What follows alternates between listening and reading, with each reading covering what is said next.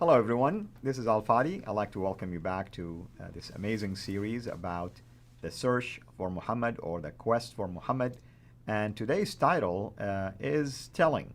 We intentionally title it, Rock Inscriptions Also Tell a Different Story. And that's exactly what we are going to focus on today in our search for the real Muhammad.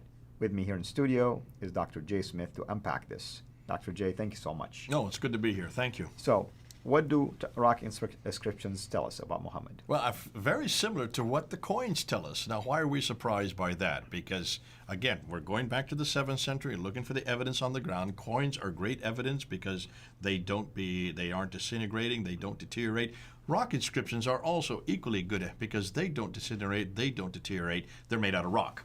Rock and metal, you can see, will last for centuries and centuries, and they're almost as good today as the day they, in case of the coins, minted, or in case of the rock inscriptions, in case the time when they were chiseled out by those who were creating the rock inscriptions. Right. When we look at the what was happening with the rock inscriptions, let's go ahead and let's look at the slides, and when you want to look at the map there, many of the rock inscriptions. But the rock inscriptions that we're finding were all up in the north. 30,000 of them have now been found. And it's fascinating. They surveyed in places like Arabia, the Negev, Transjordan, and Syria, with possibly another 70,000 more yet to do. So there's a whole lot yet to do. But they can't find rock inscriptions from the 7th century in Mecca and Medina. One would expect it to be Mecca and Medina if these were being written at the time Muhammad lived, because that's where the Hajj was, that's where all people would come down to Mecca to do come to the sanctuary, of course, so that's where they would do the 5 stages of the Hajj, but nothing is down that far south. All of them are, if they were down that far south, they would have also been written in this type of Arabic. Like we talked about this in another episode. The Sabaic Arabic, which has dots and vowels in it. And yet we know that none of these inscriptions have dots and vowels. There's just 16 consonantal letters. And those 16 consonantal letters all come from up here. Where is the red rectangle, the small one at the top, north? That is today parts of Israel, parts of Syria, and parts of Jordan. In fact, it's fascinating because this Nabatean Aramaic comes from Petra. Petra. Why have we heard about Petra before? Gibson's material, Gibson's research. Qibla, yeah. The Qiblas are all facing. So the very same place where all this Arabic that we see in the rock inscription, which is also in the Quran, also is this Nabatean Aramaic, is all from the same place that the Qiblas are all facing. Can you see how this all fits together? Right. And that's why you need to look and see everything that Gibson was talking about from 1979 up until 2004 when he did his research on the Qiblas were all facing not Mecca where they should have been facing if the traditions were correct. That should have been facing Mecca. None of them are facing Mecca. They're all facing the same area where this Nabatean Aramaic is coming from and where all these rock inscriptions are being formed. Now, we see the map there. Let's now look at let's look at it on a timeline, because you need to see this on a timeline. Not just the map, but get that in front of you. There's the map. Look at the Nabatean Aramaic in the north, and look at the Sabaic script in the south. The Islamic traditions. So we're talking about Ibn Hisham, we're talking about Al-Waqidi, we're talking about Al-Bukhari, Sahih Muslim, Ibn Dawud, Tirmidhi, and Al-Tabari. These guys that we've been talking about for so long, they're the ones that tell us it all happens in Mecca, Medina. Take a look and see what Ilka Lindstedt, who's probably about the world authority on the rock inscriptions. He looked at 100 rock inscriptions that he dated from 640 to 740. So that's the time period we're looking for. We want to look at this period because 640, it's immediately after Muhammad's death, all the way up to 740. That's immediately before the Abbasids come into power. That's right. And I want to bring that in there because that's so important, because that would be the beginning of Islam. This would be, these inscriptions should have reference after reference to something Quranic, because this is the time period that the Umayyads really come into power, and the rightly guided caliphs. Rightly guided caliphs start with Muhammad in 624, but include Abu Bakr, Umar, Uthman, and Ali up until 661, and then the Umayyads come into power from 661 all the way up until 749. So these inscriptions are all during that period, mostly the Umayyad period, and the rightly guided caliphs. So what does he find? Well, he looks at them, and he notices this. He says, prior to 690, look at there. Prior to 690, there is no evidence in these inscriptions, these hundreds and hundreds and hundreds of inscriptions, no evidence of anything Islamic at all. Well, where have we heard that before? Yeah. With the coins. That's right. The same thing we find with the coins, you're finding on the rock inscriptions. Exact same thing. Nothing about Muhammad, nothing about Abu Bakr, Umar, Uthman, or Ali, nothing about people called Muslims, nothing about a religion called Islam, nothing about a city called Mecca, and nothing that is Quranic. And yet these inscriptions are from that area and from that time period. So he goes on and he says that except for some formula from pre-690, and these formula are not Islamic formula. These are not the formula that we see today. These are pre-Islamic formula. That's all you find from 690 on. Look at that green line. I'm going to keep that green line right there at 690, okay? I'm going to keep that green line right there.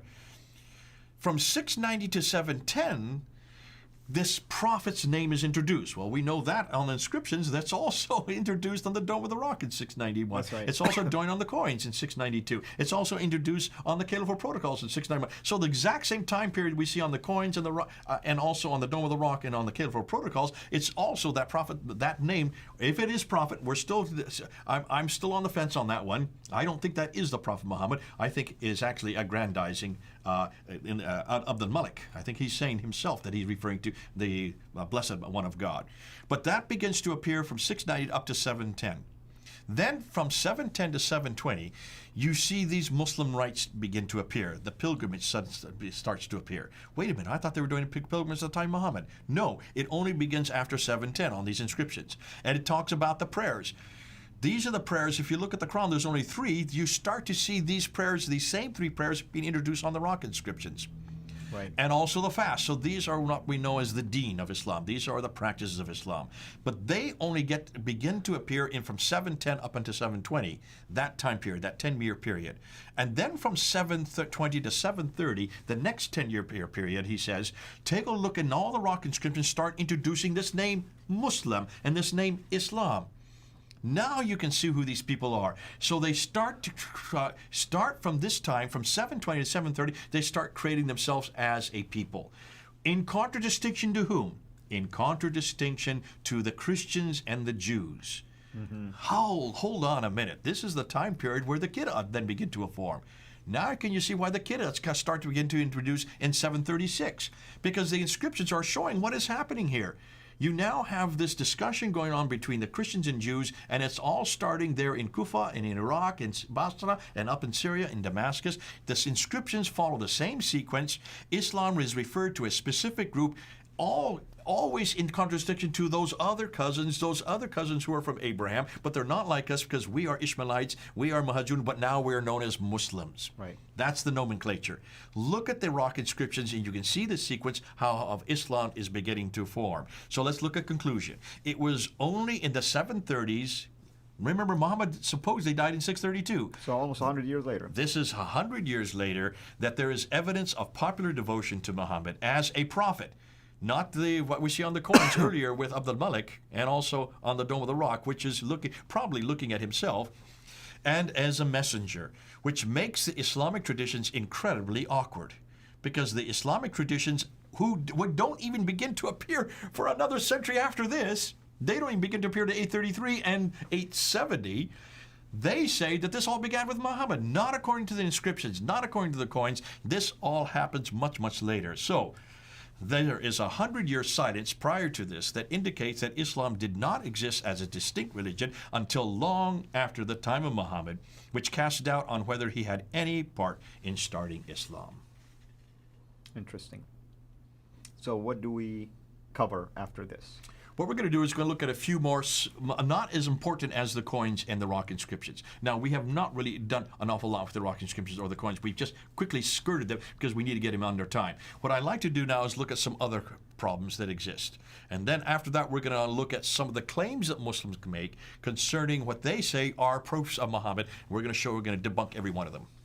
Wonderful. Well, thank you for doing that, brother. And of course, we can't wait until next time.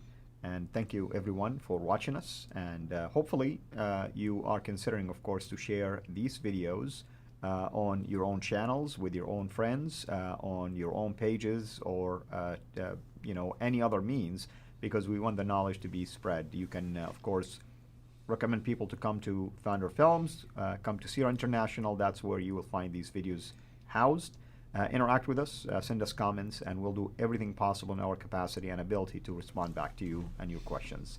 In fact, even if you have any recommended topics related to this, run them by us. You never know. We may be able to accommodate some of those by way of doing video series on that, or individual videos as well, or maybe just Q&A to respond to some of these issues. In fact, I'm recommending we start collecting some of these questions and do maybe just video series on responding to these issues as well.